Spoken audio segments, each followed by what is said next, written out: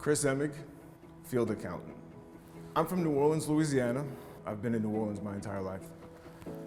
I love it there, and I tell a lot of people that aren't from there that we have 5 seasons: winter, spring, summer and fall, and hurricane season.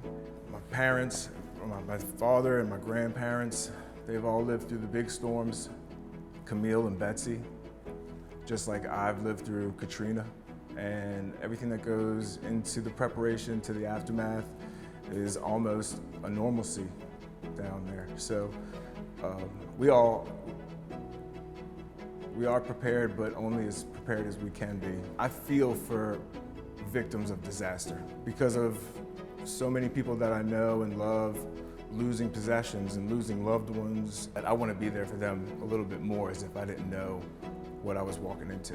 I think in a short period of time, ESP has come a long way.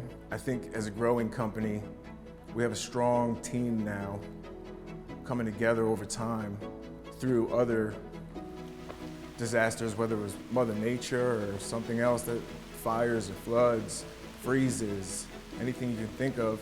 It's coming together to solve a problem that brings everybody together.